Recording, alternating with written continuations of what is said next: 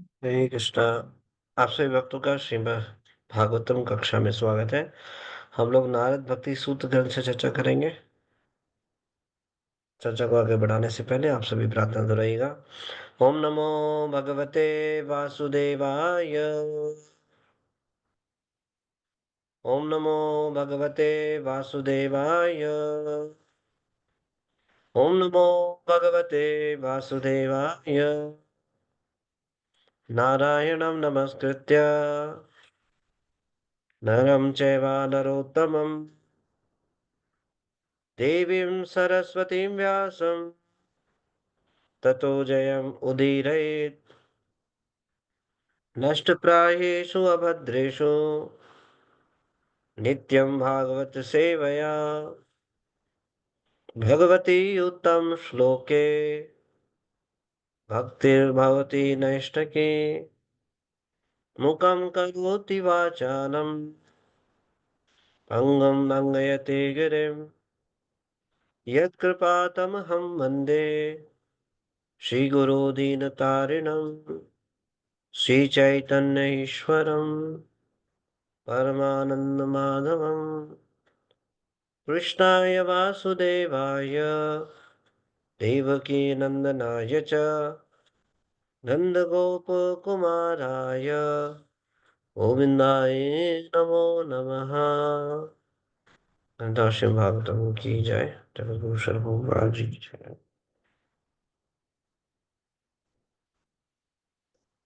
आज हम पढ़ेंगे सूत्र संख्या 38। 37 तक हम कर चुके हैं। श्री नारद भक्ति सूत्र, सूत्र संख्या 38। मुख्यतस्तु महत्कृपयैव भगवत्कृपालेशाद्वा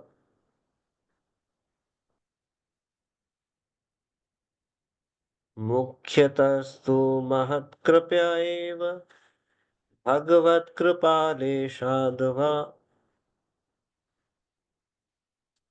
एक बार दोहराएंगे। मुख्यतस्तु भगवत्कृपया एव भगवत्कृपालेशाद्वा। शब्दार्थ अनुवाद तात्पर्य श्रील प्रभुपाद जी के प्रिय शिष्यों द्वारा। श्रील प्रभुपाद जी की जय। मुख्यतः, मुख्य रूप से, तो, किंतु, महत, महात्माओं की, कृपया, कृपा से, एवं, अवश्य, भगवत, भगवान की, कृपा, कृपा का, लेशात, लेश से, व, अथवा। अनुवाद। किंतु मुख्यतः भक्ति महात्माओं की कृपा से अथवा भगवान की लेस मात्र कृपा से प्राप्त होती है। तो यह अध्याय का शीर्षक है जिसके अंतर्गत हम सूत्र की चर्चा कर रहे हैं। यह है प्राप्ति का साधन, भक्ति का प्राप्ति का साधन। तो इस 38 सूत्र में भक्ति कैसे प्राप्त होती है? भगवान के और भक्तों की कृपा से, और कोई उपाय नहीं है। केवल एक मात्र उपाय है भक्ति प्राप्त करने का, वो है महात्माओं की कृपा और भगवान की कृपा। तो दोनों की कृपा की आवश्यकता है। इससे संबंधित चैतन्य चरितामृत में, चैतन्य चरितामृत में, आई थिंक चैतन्य चरितामृत में या प्रेम विवर्त में वर्णन आता है। एक श्लोक है जो इसकी व्याख्या करते हैं भक्ति की। कोई बता सकते हैं? किसी को याद आ रहा है वो श्लोक? बहुत महत्वपूर्ण, भक्ति कैसे प्राप्त होती है जिस श्लोक में बताया गया हो।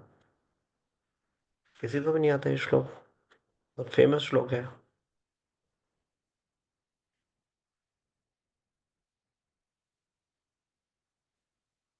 ब्रह्मांडे भ्रमिते कोनो भाग्यवान जीव गुरु कृष्ण प्रसादे पाए भक्ति रता बीज। ये वो श्लोक है। चैतन्य चरितामृत 19वें मध्य लीला 19वें अध्याय का 151वां श्लोक है। इस संसार में जीव ऊपर से लेकर नीचे के लोकों में भटक रहे हैं। भ्रमण हो रहा है जीवात्माओं का।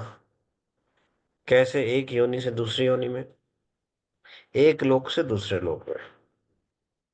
यही हो रहा है संसार में। जीवात्मा को एक लोक मिलता है और एक शरीर मिलता है। वो नीचे का योनि भी हो सकती है, नीचे का शरीर हो सकता है, और नीचे के लोक भी हो सकता है। तो जीवात्मा क्या है? ब्रह्मांड भटक रहे हैं। और न केवल इन लोकों में, ब्रह्मांडों में भी भटक रहे हैं। ब्रह्मांडे भ्रमिते कोनो भाग्यवान जीव। तो ये बड़ा ही भाग्य खुल जाता है जिसको भक्ति लता का बीज मिलता है, भक्ति का बीज मिलता है। और ये मिलता है, प्राप्त होता है गुरु कृष्ण प्रसाद, भगवान और कृष्ण की कृपा से। तात्पर्य: नारद ने साधक के लिए मुख्य अभ्यासों का वर्णन कर दिया है।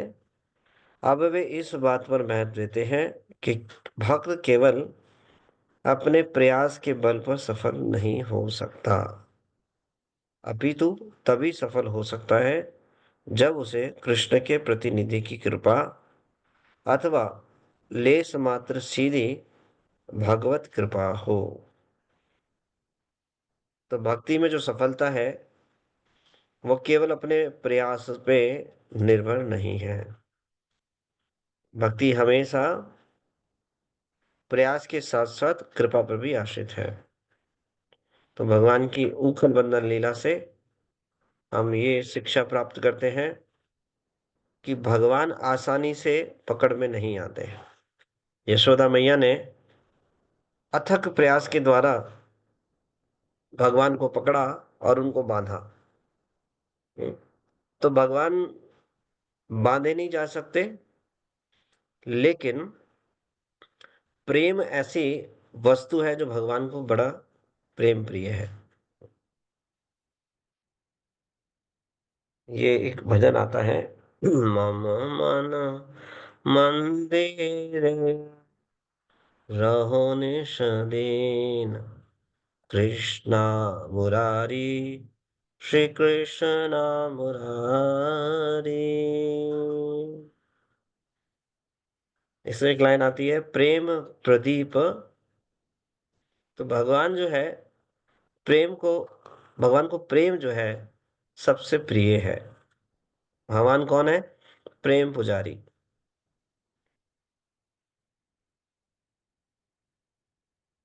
तो श्री माता यशोदा ने जब ये प्रयास किया भगवान को बांधने का, तो भगवान ने कृपा की। तो यहाँ ये शिक्षा मिलती है कि हर एक साधक को भगवान को बांधने का प्रयास करना चाहिए। भगवान को बांधा जा सकता है? बिल्कुल नहीं बांधा जा सकता, लेकिन बांधा जा सकता है कैसे? प्रेम से। तो हमारा प्रयास क्या है भगवान को बांधने का? भगवान को अपने हृदय में विराजमान करने का, बैठने का, बिठाने का। विलमंगल ठाकुर कहते हैं, कृष्णा एक बार आ जाओ, फिर क्या होगा? जाने नहीं दूंगा। हाँ, इसलिए भगवान आते नहीं एक बार। कोई चाहता है किसी को, मान लो आपको पकड़ के किसी कमरे में, कोई किसी के यहाँ जाओ आप मिलने के लिए, और वो आपको कमरे में बंद कर दे, फिर बाहर जाने ना दे, तो जाओगे ऐसे व्यक्ति के यहाँ? कौन कौन जाएंगे आप में से? मान लो कोई आपको बुलाए और आप उनके घर में जाएं, वो आपको पकड़ के कमरे में बंद कर दें, कितने लोग जाएंगे? कोई भी नहीं जाएगा। हम्म। तो भगवान भी नहीं जाते। भगवान किसके पास जाते हैं? जिसके हृदय में प्रेम है, वहां चले जाते हैं, क्योंकि प्रेम के पुजारी है। प्रेम भगवान को बड़ा प्रिय है।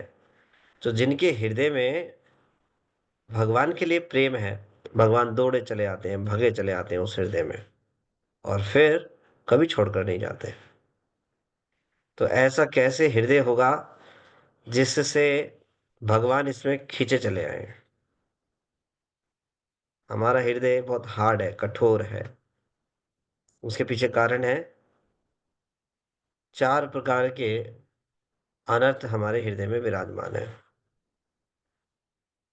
अनर्थ तो 6 प्रकार के होते हैं। ये तो उसके सिम्टम है, लेकिन वास्तविक जो अनर्थ है वो क्या है? वो अनर्थ है स्वरूप भ्रम होना। इसको नोट कर सकते हैं, नहीं तो आप भूल जाएंगे बाद में। बहुत इंपॉर्टेंट है, ये पता होना चाहिए। स्वरूप का भ्रम होना, ये अनर्थ है हमारे हृदय में। हमें याद दिलाना पड़ता है बार बार, प्रतिदिन प्रतिदिन सुनते हैं तो भूल जाते हैं। हम कृष्ण के नित्य दास हैं, ये याद नहीं रहता। इस कारण से हमारा हृदय कठोर है, सॉफ्ट नहीं है, कठोर हो गया है। स्वरूप का भ्रम होना। दूसरा है असत तृष्णा। संसार के पीछे भाग रहे हैं उसको भोगने के लिए। क्या कोई संसार को भोग पाया है आज तक? कोई भी नहीं भोग सकता इस संसार को, इतना विशाल संसार है। और भगवान ने इस संसार में जितने भी वस्तुएं हैं, जो भी कुछ है, उनमें ताला लगा कर नहीं छोड़ा, खुला दिया हुआ है, सबको छोड़ा हुआ है। लेकिन फिर भी इनको कोई भोग नहीं सकता। इतना कंट्रोल, इतने शक्तिशाली है भगवान, कोई नहीं भोग सकता। भोगा न भुगता स्वयं भुगता। जो इसको भोगने का प्रयास करता है संसार को, वो खुद खुद से भोगा जाता है। इस इन इंद्रियों के द्वारा जिन जिन वस्तुओं का भोग करेंगे, उनके द्वारा हम ही भोगे जाएंगे। ये असत तृष्णा, ये जो संसार की जो प्यास है, ये अनर्थ है। तो पहला अनर्थ क्या हुआ? अभी मैं पूछूंगा, ध्यान से सुन रहे हैं नहीं सुन रहे हैं। पहला क्या अनर्थ बताया अभी?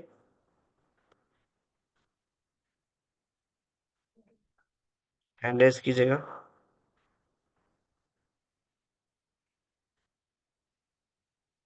कुछ ही वक्त ध्यान ध्यान से सुन रहे हैं। ठीक है, जिनका अब पहले हैंड रेस है मैं उन्हीं से पूछ लेता हूँ। एकता सिंगल माता जी। हरे कृष्णा प्रभु जी, दंडवत प्रणाम।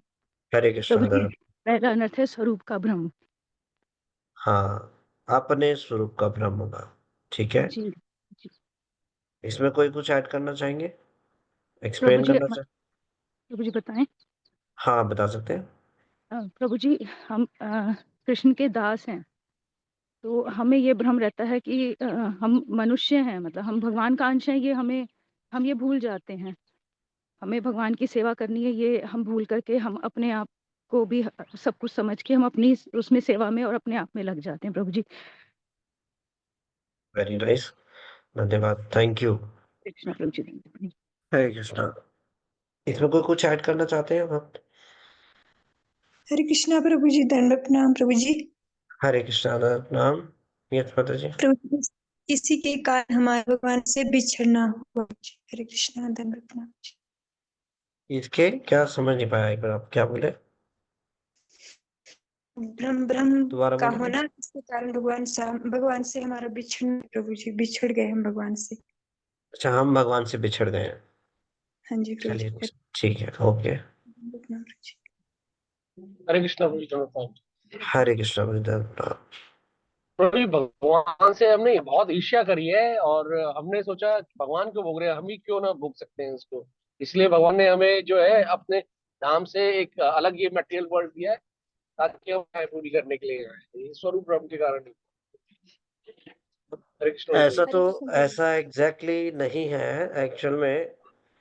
जीव जो है, क्योंकि वैकुंठ जो है वहां पर कोई कुंठा नहीं है, तो वहां कोई ऐसा जीवात्मा है ही नहीं जिसके अंदर ये विचार आ सके कि भगवान से स्वतंत्र होकर भोगना है।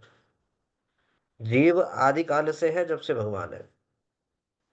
और 2 प्रकार के जीवात्मा है, नित्य मुक्त और नित्य बद्ध। तो इस संसार में या अन्य जितने भी ब्रह्मांड है, उनमें जो जीवात्मा है, नित्य बद्ध जीवात्मा है। नित्य बद्ध क्यों? शुरुआत से ही भगवान की सेवा को ग्रहण नहीं किया।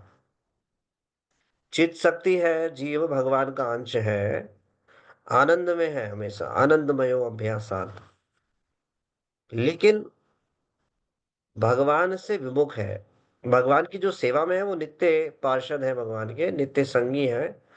और भगवान के धाम से कभी फॉल डाउन नहीं होता। एक्चुअल में जब से जीव है, जब से भगवान है, और भगवान के साथ ही है, लेकिन भगवान की सेवा में से विमुख है, तो वो सारे जीव इस संसार में है। तो अपने स्वरूप का भ्रम क्यों है? जीव जो है और भगवान में अंतर है। जीव अपूर्ण है और भगवान पूर्ण है। जीव जब भगवान के साथ भगवान की इच्छाओं में अपने आप को समायोजित करता है तो पूर्ण है, अदरवाइज जीव अपूर्ण है। तो जैसे ही जीवात्मा भगवान से विमुख होता है, ये स्वरूप का भ्रम है। क्या? और वही स्वरूप का भ्रम जो है इस संसार में देह का कारण है, जन्म मृत्यु जरा व्याधि का कारण है। स्वरूप भ्रम है क्या? स्वरूप भ्रम ये है कि भगवान की सेवा को स्वीकार ना करना। भगवान के दास हैं, लेकिन भगवान से अलग होकर के कुछ भी करने की इच्छा, जीव को ये इच्छा, जीव कुछ खुद से कर ही नहीं सकता। अपूर्ण है जीव, भगवान पे पूर्ण रूप से डिपेंडेंट है। तो जीव को भगवान ने जो विस्तार किया, तो भगवान ने उसको स्वतंत्रता दी। स्वतंत्रता देने का मतलब है उसका सम्मान रखना। किसी को भी हम अपने साथ रखते हैं या सेवक को कुछ भी है, तो उसको स्वतंत्रता देनी आवश्यक है। नहीं तो दोष लगता है। क्या दोष लगता है? उसने उस व्यक्ति को गुलाम बना रखा है। स्वतंत्रता देने का मतलब है उसने उस व्यक्ति का सम्मान किया। तो भगवान ने स्वतंत्रता जीवात्मा को दी, तो ये उस जीवात्मा का सम्मान किया। अब इस स्वतंत्रता का सदुपयोग है भगवान की सेवा में उसको लगाना। लेकिन जीव जो है, उसको ये क्लैरिटी नहीं है, तो ऐसी जीवात्मा भगवान से विमुख है। जब इस संसार में आते हैं तो समझ में आता है, अरे ये तो गड़बड़ हो गई, तो गलती हो गई। तो इस स्वरूप का भ्रम क्या है? भगवान से विमुखता। हम कृष्ण के नित्य दास हैं, ये ये भ्रम भ्रम हो चुका है हमें, हम ये भूल चुके हैं। हमें अब संसार में अपने आप को भोक्ता मानते हैं।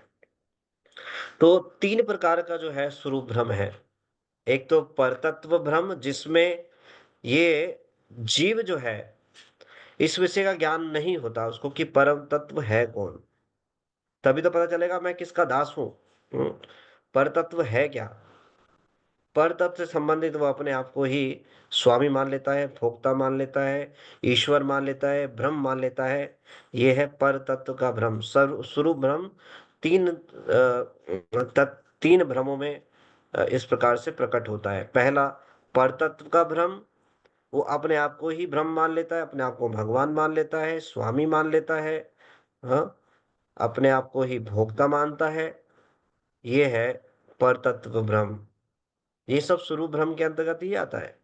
या फिर उसके अलावा अन्य देवी देवताओं को भगवान मान लेना, किसी जीव को भगवान मान लेना, गुरु को ही भगवान मान लेना, भगवान से स्वतंत्र होकर के। भगवान के प्रतिनिधि के रूप में गुरु को भगवान कहा जाता है, कह सकते हैं। साक्षात हरि तो है ना, समस्त शास्त्र है। लेकिन भगवान से स्वतंत्र होकर के किसी भी तत्व को स्वतंत्र मानना, ये है परतत्व भ्रम। ये स्वरूप भ्रम के अंतर्गत ही आता है। दूसरा, साध्य साधन भ्रम। शास्त्रों के अनुसार किसकी भक्ति करनी है ये ज्ञान नहीं होता। जो मन में आया करने लगते हैं, जिसने जैसे बताया वैसे करने लगते हैं। जो हमारे मन को अच्छा लगता है वो हम कर लेते हैं। भौतिक वस्तु जिससे प्राप्त हो जाए उसके लिए करने लगते हैं। तो स्वरूप भ्रम के कारण ये सब लक्षण प्रकट होते हैं। तो स्वरूप भ्रम, स्वरूप जो है भ्रम का, तो ये कितने रूप में प्रकट है? परतत्व भ्रम होना, साध्य साधन भ्रम होना, और भजन विरोधी जो विषय हैं उनमें भ्रम होना। भजन के अतिरिक्त, कृष्ण भक्ति के अतिरिक्त अन्य मतवाद को क्या कहते हैं? विरोधी भ्रम कहते हैं। तो भजन विरोधी भ्रम है ये। तो हमारे हृदय में भी ये मायावाद तत्व जो है सूक्ष्म रूप से विराजमान रहता है। ये सब भ्रम जो है, इस स्वरूप भ्रम का ही लक्षण है। इससे क्या होता है? जीव विवेक शून्य हो जाता है। तो हृदय कैसा रहता है? कठोर रहता है, कठोर। तो अभी बता सकते हैं जो स्वरूप भ्रम है वो कितने रूपों में प्रकट है? क्या है उसके भ्रम के रूप? भ्रम होना। मैं हैंड्स डाउन कर रहा हूँ, आप बताइएगा। वैष्णवी माता जी। हरे कृष्ण प्रभु जी, धन्यवाद प्रणाम। हरे कृष्णा दत्ताम। सॉरी प्रभु जी, हैंड हो गया। ये स्वरूप ब्रह्म था, उसके दो पार्ट थे ना, परतत्व ब्रह्म बताया था, एक साध्य साधन। 3 बताए ना। ठीक है, 2 अच्छा तो ठीक है, सॉरी। तीसरा मोहिनी मोहन माता जी। हरे कृष्ण प्रभु जी, धन्यवाद प्रणाम। हरे कृष्णा प्रभु जी, स्वरूप भ्रम के तीन प्रकार के भ्रम बताए आपने, दो माता जी ने बता दिए, तीसरा है भजन विरोधी भ्रम। हरे कृष्ण धन्यवाद, प्रभु जी। Thank you. तो ये 3 लक्षण प्रकट है, तो इसका मतलब स्वरूप भ्रम है। स्वरूप का ज्ञान ही नहीं है, वो स्वरूप से विमुख है, अपने स्वरूप में स्थिति नहीं है। मायावाद का जरा सा भी लेश मात्र स्पर्श जो है, ये स्वरूप भ्रम है इसका मतलब। यही नहीं पता करना क्या है, कंफ्यूजन है, कंफ्यूजन है ही नहीं। आचार्य आए, उन्होंने प्रदान किया 16 माला जब भगवान का नाम लेना है। हाँ, 4 नियमों का पालन करना है प्रतिदिन। सुबह ब्रह्म मुहूर्त में मॉर्निंग प्रोग्राम करना चाहिए, श्रवण करना चाहिए, कीर्तन करना चाहिए, एकादशी पालन करना चाहिए। इसमें इसमें अगर क्लैरिटी नहीं है, इसमें इसमें क्या है, इसमें अगर इसमें हम कुछ कुछ चीजें ढूंढने का प्रयास कर रहे हैं अभी भी, इसके अलावा भी कुछ हो, इसके अलावा भी कुछ हो, इसका मतलब अभी भ्रम है। परतत्व भ्रम ना हो, परतत्व के बारे में जानकारी ना होने के बाद परम भगवान कौन है, तो फिर साध्य साधन में नहीं जानते, और भजन विरोधी तत्व भ्रम को भी नहीं क्लियर कर पाते। तो इस प्रकार से स्वरूप भ्रम होने के कारण ये हृदय हमारा कैसा है, कठोर है। दूसरा कारण असत तृष्णा। इस संसार को भोगने की इतनी तृष्णा है, इतनी तृष्णा है, बस इस संसार को भोगना ही चाहते हैं और कुछ चाहते ही नहीं। देख ले, सुबह उठ करके रात तक सोने तक जो भगवान की भक्ति में नहीं है, केवल संसार को भोगने के अलावा और कोई विचार है ही नहीं, इसके अलावा अन्य कोई विचार ही नहीं है। तो केवल ऐसे चेतना क्या करती है, केवल संसार में देह और देह से संबंधित नश्वर वस्तुओं में वो उसकी ममता रहती है और उनको भोगना चाहता है, उनसे सुख प्राप्त करना चाहता है। ऐसी जो चेतना है, ऐसी जो स्थिति है, यह है असत तृष्णा। तृष्णा का मतलब होता है प्यासा। आपने सुना होगा, अरे कितना इस व्यक्ति को तो कितना ही पैसा मिल जाए, हमेशा लालच में, लोभ में रहता है। या कोई पानी पी ले, पानी नहीं किसी ने पिया तो वो प्यासा है व्यक्ति। तो ये संसार में ऐसा असत तृष्णा वाला व्यक्ति हमेशा ही प्यासा रहता है, भोगते भोगते भोगते खुद भोगा जाता है, लेकिन ये असत तृष्णा कभी नहीं जाती।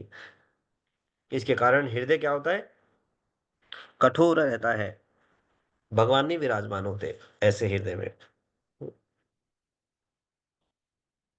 तीसरा है, अब चेक करना चाहिए स्वरूप भ्रम तो नहीं है, देखना चाहिए। स्वरूप भ्रम है तो अभी दयनीय स्थिति है, भगवान आकर विराजमान नहीं होंगे। इसको साधारण शब्दों में देखें, अगर ये विश्वास है कृष्ण भक्ति कहला सर्व कर्म कृत है, बस जैसा श्रील प्रभुपाद जी ने बताया, आचार्य ने बताया है, इसको करने से मेरा जीवन सफल हो जाएगा, पूरे दिन इस प्रयास में लगा रहता है, स्वरूप भ्रम नहीं है। टिक, चलो टिक कर दिया।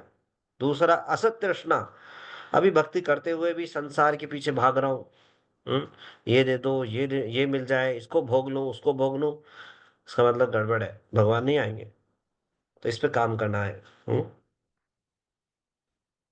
ये भी नहीं है, ऐसी कोई तृष्णा भी नहीं है, जाय विधि राखे राम ताहि विधि रही है, जैसे भगवान रखते हैं वैसे ही संतुष्ट रहते हैं।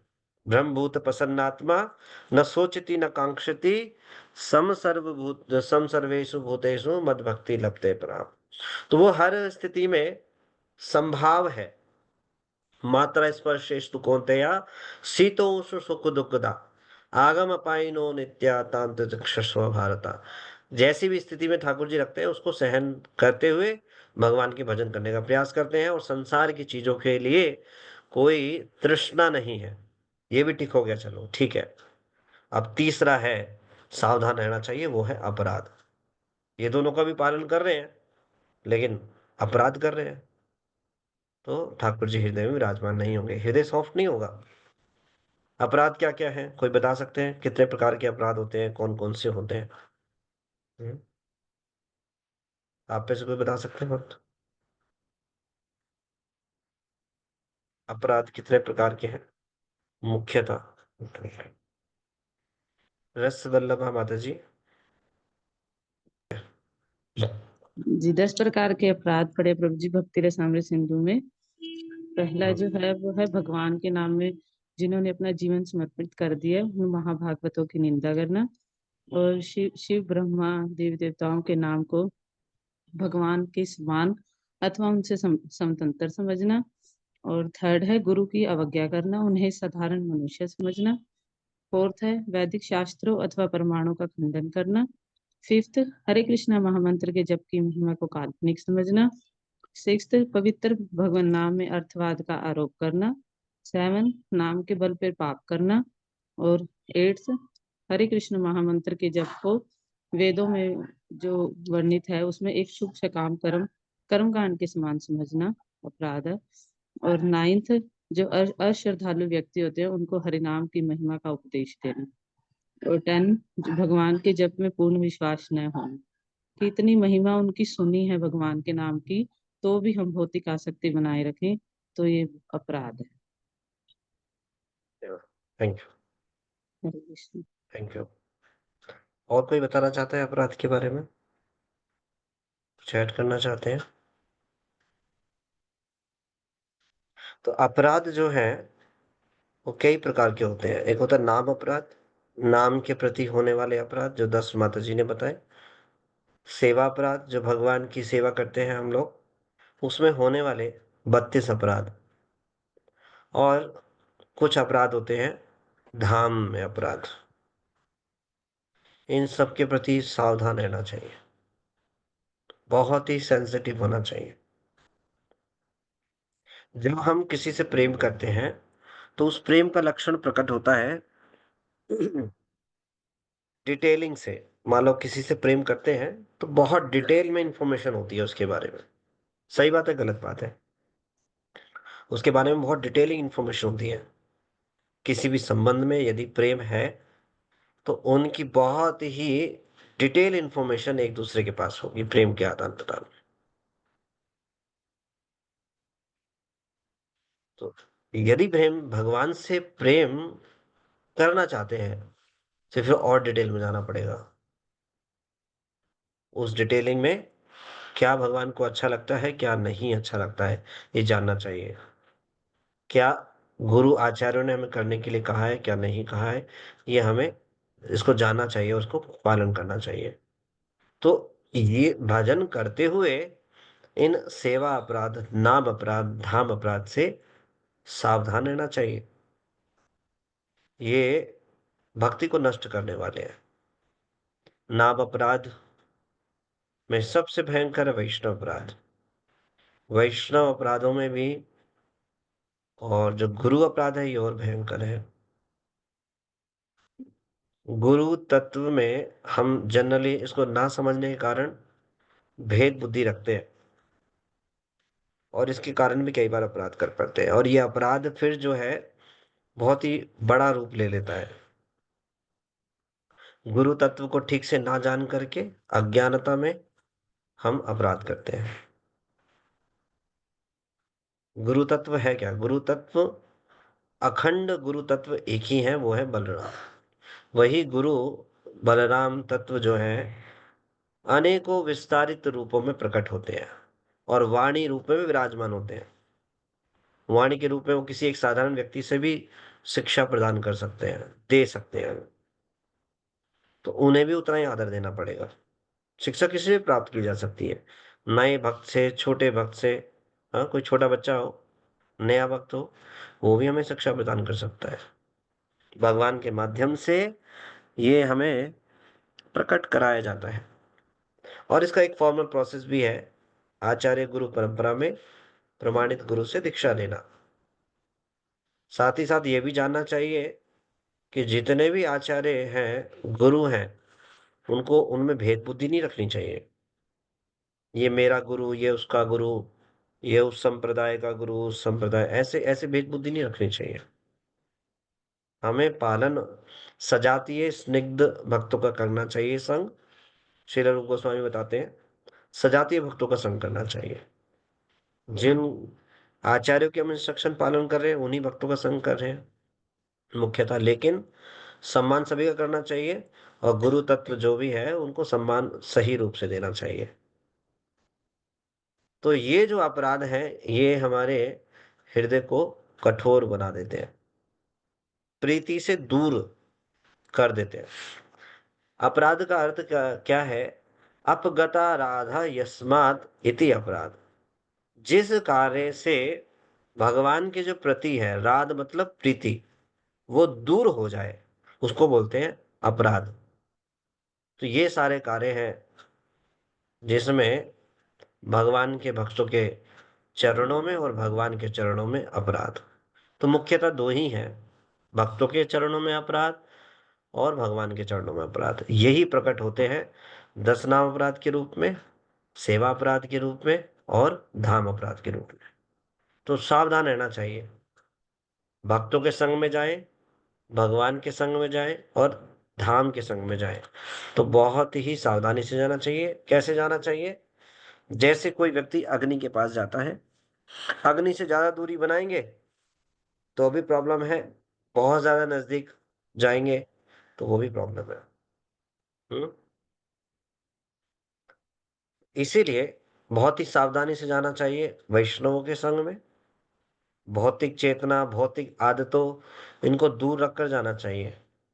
कई बार भक्तों के संग में जाते हैं, हंसी मजाक की बहुत ज्यादा प्रवृत्ति होती है पुरानी, जैसे संसार में मजाक करने की आदत होती है। भक्ति जो है ये मजाक का विषय नहीं है, गंभीरता का विषय है भक्ति। पर इसका मतलब ये नहीं है भक्त लोग हंसते नहीं है, आनंद में नहीं रहते। भक्ति तो है ही आनंद में। भक्त लोग हंसते क्यों नहीं हंसते? कृष्ण कथा है ही आनंद प्रदान करने वाली। जब आनंद होता है तो हंसते हैं, नाचते हैं, गाते हैं। पर उसके लिए बाहरी चुटकुले, बाहरी जो प्रवृत्ति है, उन पे जो हमारी पुरानी प्रवृत्ति है, उनके कारण हम इस प्रकार का व्यवहार करते हैं। भक्तों में रहकर भक्तों की टांग खींचते हैं, भक्तों को ताने मारते हैं, ये भी सब मजाक में बना लेते हैं। ये सब चीजें, ये अच्छा नहीं होता। ये गंभीर भक्तों के लक्षण नहीं है। भक्तों के बीच में आकर के, और जैसे फॉर एग्जाम्पल भक्त लोग प्रसाद पा रहे हैं, हम्म पुरानी प्रवृत्ति है टांग खींचने की, ताने मारने की। भक्त लोग प्रसाद पा रहे हैं, प्रसाद पा लाइन में लगे और थोड़ा सा प्रसाद थोड़ा सा ज्यादा ले लिया तो उसी पे कटाक्ष मार दिया। मजाक की प्रवृत्ति बन जाती है आपस में, भक्तों के बीच में भी। तो बहुत ज्यादा अच्छी बात नहीं है। भक्तों के बीच में गंभीरता होनी चाहिए। गंभीरता मतलब ये नहीं कि भक्त लोग उदास रहते हैं, आनंद में रहते हैं, हंसते भी हैं। कृष्ण कथा में कितनी सारी लीला है हंसाने वाली, आनंद वाली। तो इन फालतू कटाक्ष, ताना, इन पे डिपेंड नहीं होना चाहिए हमारा हमारा ये आनंद। ये अपराध का कारण बनती हैं। तो उनके खाने पे उनको प्रसाद पाते समय कमेंट मार दिया, अरे प्रभु जी इतना पा रहे हो, ऐसे बोल दिया। भर लो थाली और भर लो। हम्म दो क्या 4 रसगुल्ले ले लो। इस प्रकार का छोटी छोटी बातें, हम्म भक्तों के साथ खेल रहे हैं तो इस तरीके से खेल रहे हैं, उनमें कुछ भी ऐसा खेल रहे हैं जो उनकी उन जहां पे अपमान हो। मतलब इस प्रकार का होना चाहिए। कुछ भी ऐसा कार्य नहीं होना चाहिए जिसके जो अपराध कारण बने। बहुत ही सावधानी से, गंभीरता से, सेंसिटिविटी के साथ हमें भक्तों के बीच में जाना चाहिए। गुरु के साथ भी व्यवहार में, गुरु हमें हमसे कुछ चीज पूछ रहे हैं, हमें कुछ सेवा दे रहे हैं, तो कई बार ऐसा होते होते हम इतने क्लोज हो जाते हैं, हम जल जाएंगे अगर बहुत ज्यादा क्लोज जाएंगे तो। हमें अपनी सीमा को याद रखना चाहिए। लक्ष्मण जी ने रेखा खींची थी सीता मैया के लिए, इसको उल्लंघना नहीं है। तो हमारे लिए भी लक्ष्मण रेखा है। ये तो गुरु की करुणा है, वो हमें सेवा दे मोहन रहे है नो हैं। प्लीज रोटी बड़ी म्यूट कर नहीं दीजिए। पड़ी ना रही रोटा। लेकिन हमें सावधान रहना पड़ेगा, हमें उसी आदर बुद्धि के साथ व्यवहार करना होगा। मन में भी नहीं सोच सकते हम, हमारी ही त्रुटि है, हमारा ही दोष है। ये अपने आप को हमेशा याद दिलाना चाहिए। किसी भी प्रकार से भौतिक स्थिति हमारी ऐसी है, हमारी भौतिक चेतना ऐसी है, हम शुद्ध भक्त में भी दोष ढूंढ सकते हैं। 2-4 दिन उनके साथ रहने का मौका मिल जाए तो हमने ढेर सारे दोष इकट्ठे कर लेंगे, और फिर क्या करेंगे? दोष देखने से तुरंत क्या होता है? सबसे पहले श्रद्धा पे प्रहार होता है। श्रद्धा पे प्रहार हुआ, छूट गई भक्ति, फिर क्या होगा? भजन नहीं कर पाएंगे। तो बहुत ही महत्वपूर्ण है सावधान होकर भक्ति कार्य को संपन्न करना। ये बहुत ही शक्तिशाली आंदोलन है। इसको संरक्षित भगवान स्वयं कर रहे हैं, और भगवान की शुद्ध भक्ति इसको संरक्षित कर रहे हैं। तो किसी प्रकार का डाउट नहीं होना चाहिए। परंपरा अनुगत जो भक्त हैं उनके उनके पीछे पीछे भागना चाहिए। डाउट करते करते जीवन निकल गया, और ऐसा डाउट करते करते ही मृत्यु का समय आ गया, तो क्या करेंगे? हम्म? हमारे चश्मे में कलर लगा हुआ है, इसलिए हम दोष देख रहे हैं। उस चश्मे को हटाना पड़ेगा। भक्ति में चार जो सिद्धांत है शिला प्रभुपाद जी ने दिए हैं। चार जो प्रिंसिपल हैं, जो उनको फॉलो कर रहा है, भजन कर रहा है, अनुगत रह के सेवा कर रहा है, फिर क्या डाउट करने की आवश्यकता है? अपने ही पतन का कारण बनेंगे। जो परस्त्री संग कर रहा है, हाँ, जो मांसाहार कर रहा है, जो नशा पान कर रहा है, जुआ खेल रहा है, इसका तो संग वर्जित है। तो परंपरा में अनुगत रह करके भक्त जो भी शिक्षा दे रहे हैं वो परंपरा के अनुसार ही दे रहे हैं। तो ढूंढ ढूंढ कर डाउट लेकर ढूंढेंगे, करेंगे, तो क्या होगा? हमारा ही पतन होगा, हमारा ही नुकसान होगा। तो सावधान रहना चाहिए। वैष्णव गुरु इनके नजदीक जाते समय, भगवान के विग्रहों के नजदीक जाए, सावधानी से सेवा करनी है, बहुत सावधानी से करना है। भगवान की विग्रहों की सेवा करना, उनके प्रति अपराध करना, तो क्या भगवान के अगर कुछ हो जाता है तो क्या भगवान पीटते हैं? नहीं। भगवान के जो प्रियजन है वो रुष्ट होते हैं। मान लो भगवान के विग्रह की सेवा कर रहे हैं, अब भगवान की ड्रेसिंग कर रहे हैं और कोई सुई है भगवान की चुभ गई, तो भगवान तो दया है, करुणा है भगवान के अंदर, भगवान तो खुश ही है, लेकिन राधा रानी को अच्छा नहीं लगेगा। हम्म भगवान राम के प्रति कोई अगर द्वेष का भाव रखे तो भगवान राम तो कुछ नहीं कहने वाले, लेकिन हनुमान जी आकर के जरूर गदा मारेंगे सर में। हाँ, बोलेंगे जय श्री राम, धर देंगे गदा, खोपड़ी फूट जाएगी। है ना? वो तो सहन नहीं करेंगे, भगवान तो सहन कर लेंगे। इसीलिए सेवा अपराध में सावधान रहना। धाम धाम भगवान से अभिन्न है। तो धाम जो है भगवान को अत्यंत प्रिय है। कोई भी व्यक्ति हो, उसको बड़ा अपना घर प्रिय होता है। घरों में झगड़ा होता है जो बड़ी मेहनत से बनाते हैं, घर में जरा सा भी कुछ इधर उधर दिखता है तो वो डांट लगती है, अरे ये क्या कर दिया। मान लो कोई किसी घर में आए और लापरवाही से रहे, उसको अच्छा नहीं लगेगा, प्रीति नहीं जागृत करा पाएगा। है ना? जब हम किसी घर में जाते हैं तो बड़ा ध्यान रखते हैं, चप्पल भारी उतार देते हैं, उसका आदर, उसका प्रीति होती है ना उसके लिए। वो बोलता है, नहीं नहीं नहीं, पहन कर रखो। जब वो परमिशन देते हैं तो पहन कर जाते हैं घर में अंदर, कहीं अगर बोलते हैं तो। है ना? तो ये डिटेलिंग है, ये प्रेम के लक्षण है। तो गुरु, वैष्णव और भगवान के विग्रह और जो धाम है, बहुत ही सेंसिटिव होना चाहिए। ये इस प्रवृत्ति के कारण जो है हमारा जो हृदय है वो कठोर बनाता है, जब हम इनके प्रति इनसेंसिटिव होते हैं। हम्म, तो ये 3 प्रकार के हमने अनर्थ को डिस्कस किया। चौथा है हृदय दुर्बलता। हृदय जो है दुर्बल होना, और हृदय की जो दुर्बलता है उसका एक प्रमुख कारण है आसक्ति। अनित्य वस्तुओं के प्रति आसक्ति, संसार की वस्तु के प्रति आसक्ति। जिस प्रकार से हम उदाहरण ले सकते हैं धृतराष्ट्र का। हृदय का जो धृतराष्ट्र है उसका हृदय अत्यंत दुर्बल। दुर्योधन और शासन राज्य की आसक्ति के कारण ये हृदय दुर्बलता आती है। तो संसार में किसी भी वस्तु से आसक्त नहीं होना, केवल एकमात्र शाश्वत वस्तुओं से आसक्त होना।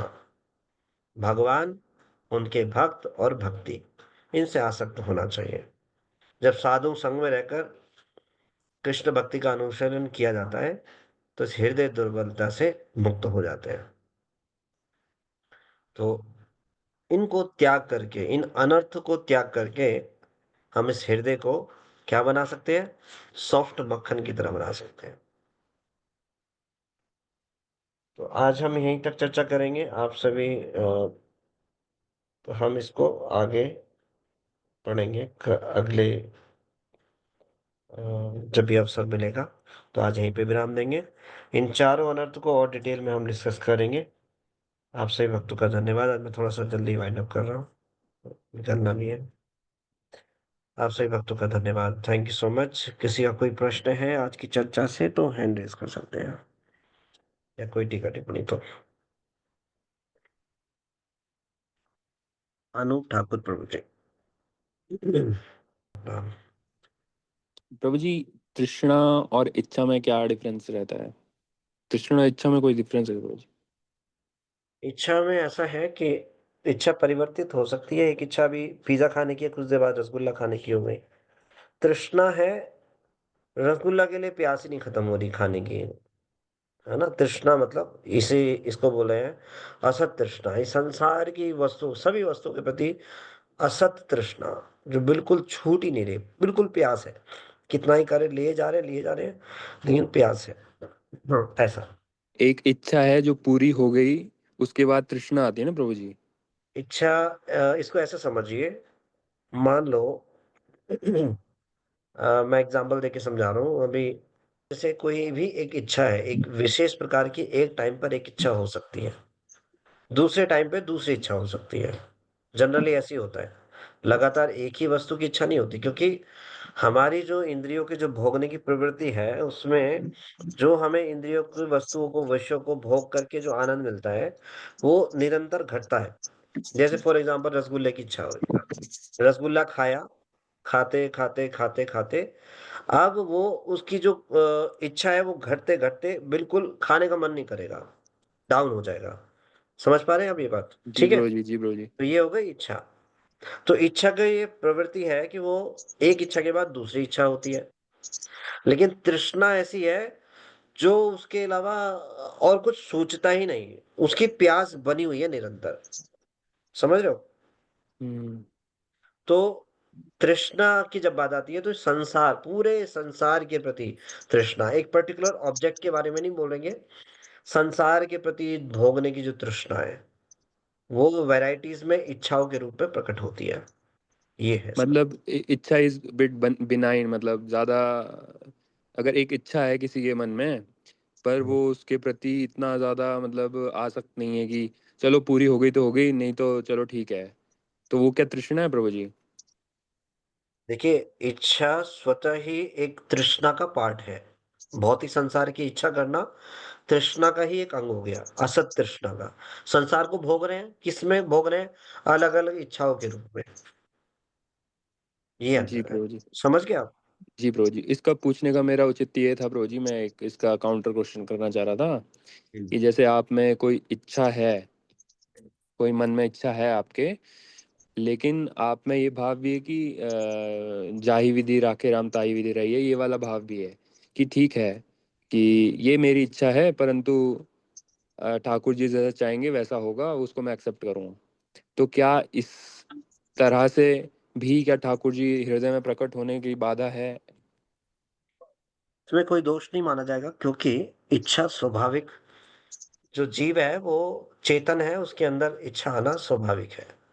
लेकिन अज्ञानता में थे तो जो इच्छा होती थी उसमें जिद पकड़ लेते, ये होना ही चाहिए, ये होना ही चाहिए, नहीं हुआ तो मैं तुम्हें मानूंगा, नहीं तो नहीं मानूंगा। तो इसमें होना, और कोई इच्छा आ रही है उसके लिए बिल्कुल ऐसा नहीं होना, भगवान की इच्छा पे डिपेंडेंट है ना, तो इसमें कोई दोष नहीं है। इच्छा आना ये स्वाभाविक है क्योंकि हम चेतन है। यदि हम उसको कृष्ण भावना भावित बना रहे हैं कि ठीक है, अगर इच्छा पूरी हुई तो ठीक है, नहीं भी हुई तो भी ठीक है, कोई प्रॉब्लम नहीं है, मेरे भजन में कोई प्रभाव नहीं पड़ेगा। जी प्रभु जी, जी प्रभु जी, ठीक है ना। जी प्रभु जी, प्रभु जी, धन्यवाद प्रभु जी। धन्यवाद, थैंक यू। हरे कृष्ण। हरे कृष्ण। अमिता माता जी। हरे कृष्णा प्रभु जी, दंडवत प्रणाम। हरे कृष्ण माता जी। प्रभु जी, आपने ना मॉर्निंग के लेक्चर में हिरण्य गर्भ शब्द के बारे में डिटेलिंग दी थी, जी। और वो मुझे थोड़ा, मैं भूल गई, एक बार उसके बारे में रिपीट करेंगे आप प्लीज? हिरण्य गर्भ जो हमने संवाद डिस्कस किया था नारद मुनि और ब्रह्मा जी का, तो ब्रह्मा जी के लिए शब्द उपयोग हुआ था हिरण्य गर्भ। तो मैं ये बता रहा था कि जो ब्रह्मा जी हैं उनको हिरण्य गर्भ कहा जाता है। तो जो हर एक ब्रह्मांड में ब्रह्मा जी हैं उनके मूल श्रोत्र जो हैं वो ब्रह्मा जी हैं, हिरण्य गर्भ ब्रह्मा जी। तो ये मैं बता रहा था। तो ये उन्हीं के अंश हैं जो हर एक ब्रह्मांड में ब्रह्मा जी प्रकट होते हैं। अलग अलग वैरायटीज के ब्रह्मा जी होते हैं ब्रह्मांडों की विविधता के अनुसार। जैसे इस ब्रह्मांड, जो ये जो ब्रह्मांड है, ये सारे ब्रह्मांडों में सबसे छोटा ब्रह्मांड माना जाता है। और इसके जो ब्रह्मा जी हैं उनके 4 सर हैं, 4 मुख हैं। तो ये हैं किन से आए हैं? वो आए हिरण्यगर्भ ब्रह्मा जी से। तो ब्रह्मा जी को हिरण्यगर्भ भी कहकर इसको उच्चारित किया जाता है। और साथ ही साथ मैंने बताया था हिरण्यगर्भ भगवान के शरीर की अंग कांति जो ब्रह्म तेज है उसको भी बोला जाता है, ये बताया था। हरे कृष्ण प्रभु जी, मतलब मुझे ये समझ आया प्रभु जी कि श्री भगवान के तेज को भी हिरण्य गर्भ बोला जाता है, और एक हम्म। हिरण्य गर्भ ब्रह्मा जी का रूप है जिनसे अन्य अन्य ब्रह्मांडों के ब्रह्मा आते हैं। Yes, correct. ठीक है प्रभु जी। तो वो जो हिरण्य गर्भ ब्रह्मा है, वो कहाँ पे ही रहते हैं? वो एक प्रकार से भगवान की शक्ति के रूप में विद्यमान है। जब भगवान इस संसार की सृष्टि करते हैं, क्षमा कीजिए, चार्ज लगा। तो जिस प्रकार से भगवान दृष्टिपात करते हैं ब्रह्मांडों में, और ये भौतिक सृष्टि जो है क्रिएट हो जाती है और जीव उसमें विद्यमान हो जाते हैं। तो दृष्टिपात की जो प्रक्रिया है इसको बोलते हैं ईक्षण। ईक्षण। तो ये शक्ति क्या है? शंभु शक्ति है, शिव जी है। तो ये शक्ति के रूप में विद्यमान है। इसी प्रकार से ये हिरण्यगर्भ जो है भगवान की शक्ति के रूप में विद्यमान है। जी ठीक है। ठीक है, थैंक यू, थैंक यू प्रभु जी। हरे कृष्ण। थैंक यू, हरे तो कृष्ण। हिरण्यगर्भ लाइन के जो भी सेंटेंस आएगा भागवत में, तो हमें समझना होगा कि वो हिरण्यगर्भ भगवान के तेज के लिए बोला जा रहा है, भगवान की ये ब्रह्मा रूपी शक्ति के हाँ, लिए बोला जा रहा है, तो वहाँ हमें करेक्ट, करेक्ट, रिलेट करना होगा उससे। करेक्ट, थैंक यू प्रभु करेक्ट। जी। हरे कृष्ण। जैसे ईशोपनिषद ग्रंथ में आता है, हिरण्मयेन पात्रेण सतस्य अस्य अपिहितम मुखम। हे कृष्ण, अपने इस जो शरीर के तेज को हटा लीजिए। वहां हिरण्यगर्भ शब्द का उपयोग होता है। तो भगवान के जो शरीर का तेज है उसको हटाने की बात की जा रही है, जिससे मैं आपके दर्शन कर सकूं। तो ऐसे अलग अलग शास्त्रों में अलग कंटेस्ट में भगवान के लिए भी आता है और ब्रह्मा जी के लिए भी आता है। ठीक है। किरण गुप्ता माता जी। हरे कृष्णा प्रभु जी, दंडवत प्रणाम प्रभु जी। प्रभु माता जी, जी। मैं ये कह रही हूँ प्रभु जी, मैं मतलब कुछ दिन पहले मतलब कुंभ गई थी प्रभु जी, कुंभ नहाने गई थी प्रभु जी। मुझे 12 दिन वहाँ, 12 दिन प्रभु जी मैं रही थी। तो मतलब इस्कॉन इस्कॉन का मन इस्कॉन का जो खालसा था उसमें भी मैं भोजन प्रसादी पाके आई थी, ये भी पाके आई थी प्रभु जी। तो मैं दूसरे खालसा में थी प्रभु जी। तो प्रभु जी वो भी कृष्ण के भक्त थे, मंदिर भी था, वहां भोग भी लगता, मैंने अपने आंखों से देखा, थाली में भोग लग के उसमें मिल रहा है। तो प्रभु जी वो मैंने अगर वहां पाया तो प्रभु जी कोई इसमें दोष है कि नहीं प्रभु जी, बता दीजिए। नहीं, कोई दोष नहीं है। यदि उन्होंने सही विधि से तुलसी दल रख करके भगवान को भोग लगाया तो भगवान स्वीकार करते हैं। ठीक है। वैसे कोशिश करना चाहिए जहाँ पे श्योरिटी हो वहां पाए, और जब आपको पता है कि ऐसा हुआ है तो कोई दोष नहीं है। ठीक है। कृष्ण प्रसादी है। तो जरूरी नहीं है इस्कॉन के भक्त अब ये सोच कर जाए कि इस कुंभ में जाऊंगी तो इस्कॉन के भक्त वाला ही प्रसाद पाऊंगी। ऐसा नहीं, ऐसा पागलपन हो जाएगा, फेनेटिक हो जाएंगे ना। तो कृष्ण प्रसाद होना चाहिए, भक्त के द्वारा बना हो, ये सबसे श्रेष्ठ है, और भगवान को अर्पण किया गया हो, ये हमें श्योरिटी होना चाहिए। तो ये ज्यादा, तब ज्यादा अच्छा है, ठीक है ना। हरे ये कृष्ण। होना चाहिए। प्रभु जी अंकल, प्रभु जी अगर उनने भोग लगाया तो जाहिर सी बात है उनने तुलसाजी भी रखी हो, क्योंकि वो नहीं, भी हम भक्त ऐसा ही। अंदाजा नहीं लगा सकते ना। तो हम प्रभु जी अंदाजा नहीं लगा सकते, जहां पे हमें श्योरिटी हो तो ही हमें करना चाहिए। अगर नहीं लगाया तो इसका मतलब सही विधि इनको ज्ञात नहीं है ना। तो प्रभु जी मतलब ऐसा ना कि थाली तो मैंने प्रभु जी भोग के ले जाते ले लगाते देखा था, लेकिन मैंने ये नहीं देख पाई कि उसमें मैं तुलसाजी थी। मैं मैं बहुत सारे ऐसे कृष्ण भक्तों को जानता हूँ जिनको पता ही नहीं है। जो मैंने ऐसे कई देखा है, जब हम मैं कई ऐसे प्रोग्राम्स में देखता हूँ, लोग लगाते भी हैं तो नहीं लगाते, तुलसी डालते ही नहीं है, ऐसे ही रख देते हैं। उनको लगता है नहीं भोग लग प्रभु गया, जी, मंत्र भी नहीं बोलते। प्रभु एटलीस्ट जी हर वो संप्रदाय सरकार। में कोई ना कोई मंत्र तो होता है ना भोग लगाने का। जी कुछ भी प्रभु नहीं जी तो जी। आकर के मन, कुछ तो प्रार्थना करेंगे, हे ठाकुर जी इसको स्वीकार कीजिए, कुछ तो मंत्र बोलेंगे, है ना। नहीं कई प्रभु बार जी। नहीं भी बोलते हैं। लेकिन अगर कोई संप्रदाय में है तो मुख्यतः लगाया ही जाता है, तो ऐसा, ठीक है ना। अब इसको देखना पड़ मतलब थोड़ा श्योर होकर ही पाना चाहिए, जरूरी नहीं है कि हो सकता है किसी, हम सोच रहे संप्रदाय है और वहां किसी देव देवता को भोग लगाया हो, तो फिर। प्रभु जी मतलब मुझे मुझे ये तो श्योर है कि वो अपने जैसे भोग लगता है इस्कॉन में, वैसा मंत्र पढ़ के तो नहीं लगाया होगा भोग, ये तो मुझे निश्चित है। लेकिन प्रभु जी ने भोग लगाया तो प्रभु जी मैं कोई गलती तो नहीं कर आई प्रभु जी, आगे से ऐसा ध्यान पाठ। रखिए, पीछे पीछे भूल जाइए, आगे का ध्यान रखिए। आगे से भगवान का कृष्ण प्रसाद ही पाए। और कहीं जी ऐसी जगह जा रहे हैं कि जहाँ कुछ व्यवस्था ही नहीं हो पा रही है, तो बिना प्याज लहसुन का शुद्ध वस्तुओं में उसको हम ऑफर्ड तुलसी दाल डालकर या जगन्नाथ राइस डाल करके ले लें, कहीं अगर व्यवस्था नहीं हो रही है तो, ठीक है ना। ऐसे करना चाहिए। ठीक है प्रभु जी, हरे कृष्ण प्रभु, दंडवत प्रणाम, ठीक है अब सर, सुधार कर लूंगी प्रभु जी। वैसे प्रभु हाँ जी मैं घर से जाती हूँ तो मैं तो अपने घर से जो जो उसमें अल्टर में सब कोई है ना, वो मैं बैग में रख के ले जाती हूँ, जो कुछ लेती हूँ प्रभु जी उन्हीं का भोग लगा कर तुलसाई संग लेके जाती हूँ, तो अपना तो कोई ठीक बात है। नहीं।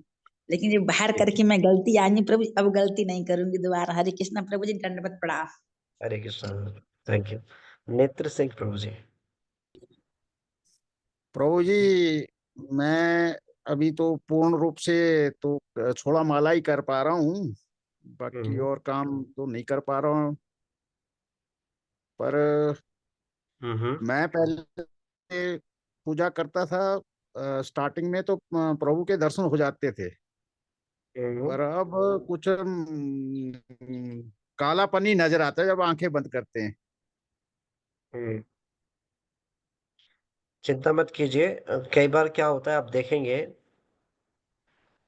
अ, कई बार किसी, जैसे बारिश होती है ना, बारिश होने के बाद किसी स्थान पे पानी अगर इकट्ठा हो जाता है, तो हम देखते हैं बारिश खत्म हो जाती है तो बाद में हमें वो जल स्वच्छ दिखाई देता है ना, स्वच्छ दिखाई देता है।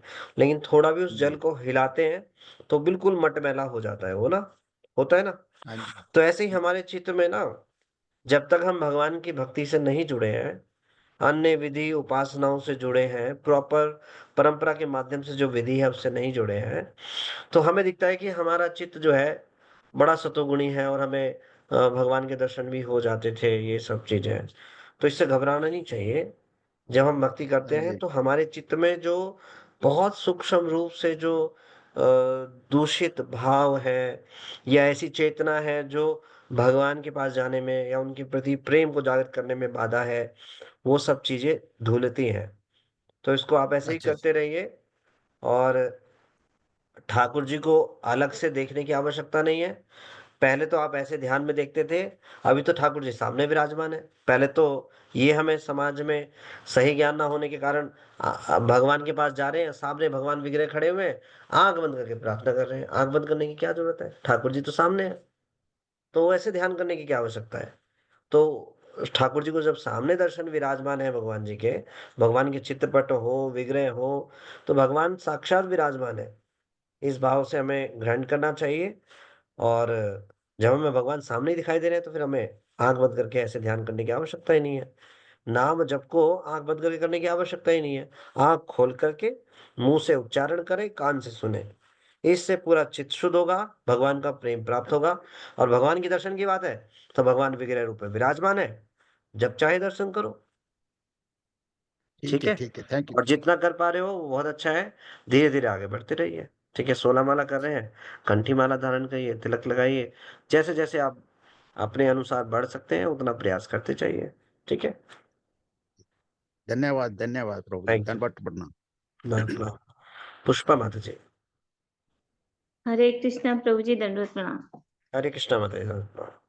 प्रभु जी, ये थोड़ा मुझे समझा दीजिए, पवित्र भगवान नाम में अर्थवाद का आरोप करना, इसको कैसे मतलब समझे?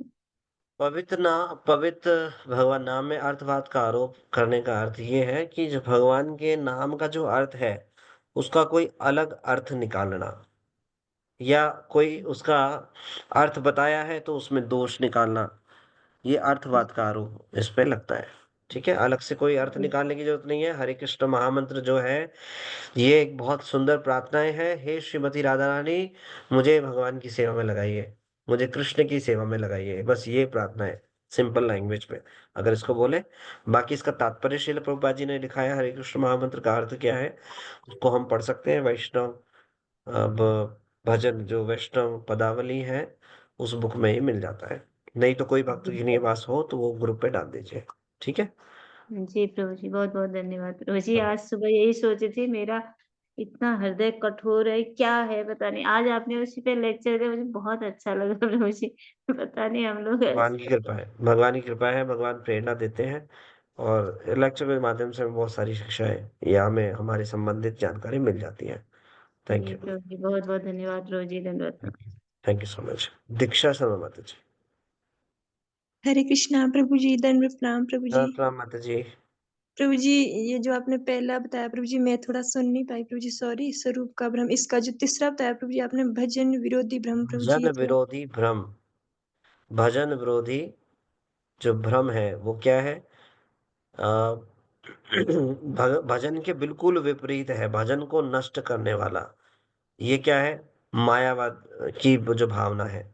तो भजन विरोधी विषय जितने भी हैं उनसे दूर रहना चाहिए, सावधान रहना चाहिए। मायावादियों से दूर रहना चाहिए, ऐसे संघ से दूर रहना चाहिए, ऐसे शास्त्रों को नहीं पढ़ना चाहिए। हम्म ऐसे विधियों को का संग नहीं करना चाहिए, तांत्रिक विधि, हाँ, या अन्य शाक्त इस प्रकार की जो अन्य विधि होती है, ये सब भजन विरोधी जो है ब्रह्म के अंतर्गत आते हैं। ठीक है, थैंक यू प्रभु जी, थैंक यू प्रभु जी, Hare Krishna. Thank you so much. Hare Krishna. Hari Antaranga प्रभु जी। हरे कृष्णा प्रभु जी, दंडवत प्रणाम प्रभु जी। हरे कृष्णा प्रभु जी, प्रणाम। हाँ जी, एक आपने जी चैतन्य चरितमृत से बताया ना जी, भक्ति लता के बारे में ना जी, वो श्लोक जी। हाँ जी, हाँ जी, मध्य लीला 19वें अध्याय का 151 नंबर श्लोक, तो ब्रह्मांडे काइंडली भ्रमिते। जी, काइंडली उसका मीनिंग और मतलब वो डिटेल जो है वो काइंडली साइट पे डाल देंगे जी। आप डाल दो, ग्रुप पे कोई भक्त डाल देंगे या फिर मैं डाल दूंगा। ठीक है जी, ठीक है जी। मैं दो चीजें डालनी है ग्रुप पे, मैंने बोला है तो आप कोई भक्त हेल्प करेंगे। एक तो हरे कृष्ण महामंत्र का मीनिंग पर्पट जो श्रील प्रभुपाद जी ने दिया, और दूसरा ये ब्रह्मांड ब्रह्मिते जो श्लोक है, मध्य लीला चैतन्य चरितमृत 19वें अध्याय का 151वां श्लोक। तो आप ऐसे भक्त यदि कोई डाल देंगे ग्रुप पे तो बहुत सहयोग होगा। नहीं तो मेरे को अभी थोड़ा सा जल्दी निकलना था तो मैं बीच में प्रयास करूंगा डालने का। और जी जी और प्रभु जी, एक और परमिशन होगी आपकी जी। तो सवेरे का जो लेक्चर था ना जी, जी उसमें नारद जी का और वो संवाद था क्या ना, ब्रह्मा जी का जी। जी वो उसमें श्लोक था जी, सेना भवतु सैनो भुनक्तु सैवन ये करवा हुए जी। जी तो जी उसका भी सर डाल देंगे तो बड़ी मेहरबानी होगी जी, ठीक है, अगर ठीक ठीक है, समझे आप। वो मैं खुद से डाल दूंगा करके। ठीक है, okay, thank Hare you. Krishna प्रभु जी, दंडवत प्रणाम प्रभु जी। थैंक यू, आप सभी भक्तों का बहुत बहुत धन्यवाद। Thank you. हरे कृष्णा। कृष्णा प्रभु जी, हरे कृष्णा प्रभु जी, दंडवत प्रणाम। थैंक मच यू प्रभु जी, दंडवत दंडवत प्रणाम। प्रणाम। हरे कृष्णा प्रभु जी, हरे कृष्णा प्रभु, दंडवत प्रणाम। Thank you so much.